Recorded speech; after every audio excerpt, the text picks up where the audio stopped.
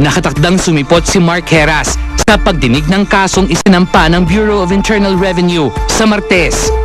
Kaugnay ito sa kanyang failure na isumite sa naturang ahensya ang accounting records ng sinusyohang bar and restaurant para sa taong 2008. Bagamat itinanggi na ng aktor na siya'y bahagi ng Club Serve Bar and Restaurant sa Cubao at itinuturong corporate treasurer, susundin niya ang ipinag-uutos ng Quezon City Prosecutor's Office. Tulong po sa amin ngayon si Atty. Akil Tamano. And syempre accountant ko po nandyan din. Po, si Daddy, si Tito, sila po yung nakaalalay and sila po yung nakatutok din dyan. Willing naman si Mark to bring those documents if it's with him and that magpa-file kami ng counter affidavit niya explaining kung bakit hindi niya na-produce yung mga dokumentong yon. Actually, basta nadala ni Mark yung mga dokumento, i-dismiss na tong kaso to. Nauna nang ipinahayag ni Mark sa StarTalk TX na tumulong lang daw siya sa pagko-conceptualize ng naturang establishment. Kaya upang mapanatag na rin ang mga nababahala para sa aktor. Isiguraduhin natin na walang mangyayari kay Mark at konting abala lang naman to eh. At alam naman natin na wala naman intensyon si Mark na to violate any law. And he's a law-abiding citizen. Sa mga tao, sa family ko at sa mga mahal ko sa buhay. Hindi, sa lahat po ng mga tumuporta sa akin, well, ipapasalamat po ako at alam mo yun, parang sa lahat ng issue na nabato sa akin, andyan pa rin kayong lahat sa likod ko. So, he is the man behind the hilarious antics we see on the show. Isa sa mga utak ng walang kupas na mga punchlines, comedy sketches at unparalleled gags. The indefatigable force behind the country's longest-running gag show. Kaya naman tuloy-tuloy ang saya at tuloy-tuloy ang ligaya as Bubble Gang celebrates its crystal year. Kasama natin ngayong hapon, Asian Television Awards 3-time Best Comedy Actor for Bubble Gang, GMA's Pride and Loyal Kapuso, Michael V. Live!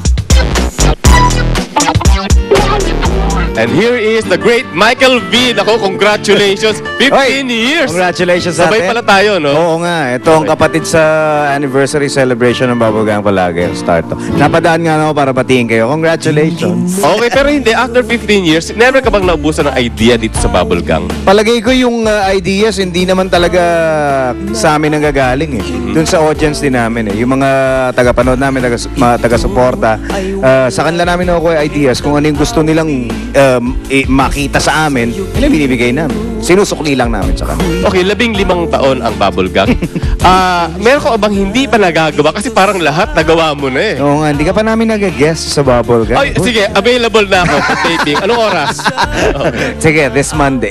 This Monday na, sige, call. Okay. Dapat nandun ka. Hindi. Marami pa. Pero for now, isa-isain muna natin. Mag-musical muna tayo. Kaya yun yung gagawin namin. Kaya ko rin yun. Oh, yan. Kaya mo rin yan. Kaya ko yun. Sige. Okay. Soprano. Tenor. Ay, naku. Kumakanta ko. Anyway, pero this Friday, anong inahanda niya for your... Ito pala, Crystal Anniversary pala tawag sa 15, Crystal Anniversary, no? Yung ngaling na lang. So, Crystal din kami. Oo, ganun okay. yan. Oo, diba? Okay. Ngayon, meron kaming musical anniversary presentation featuring the works of the great Yoyoy Villame. Okay. Ginawa namin na iba-ibang versions yung mga kanta niya. At ang feature namin na kanta niya ay yung Bungalow. Doon umiikot yung storya nung ginawa namin.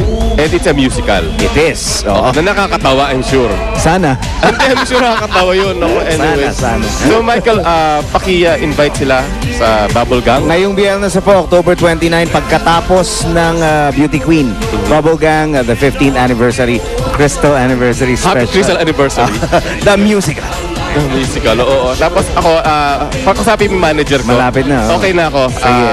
Okay. Available ka na. Available na ako para sa Bubble Gang lang. Okay. Maraming salamat and congratulations. Thank you. Congratulations din. Thank you very much. Happy anniversary. Okay. Total nabanggit rin lang ni Michael V. yung Beauty Queen. That is before Bubble Gang. Ito na. Due to insistent public demand ay makapanood nyo muli ang buong linggo ng bagong primetime soap na Beauty Queen bukas linggo at 10:15 in the morning. Okay. Magbabalik po ang StarTalk. Salamat, Dr. Vicky Bello.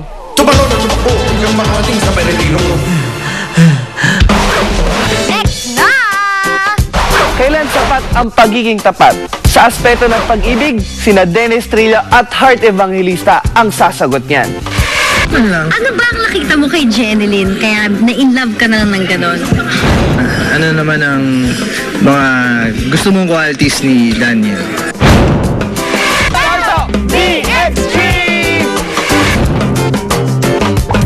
Next na! Kailan ba sapat ang pagiging tapat ng isang Jeneline Mercado?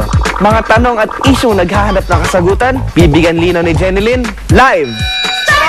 DX3!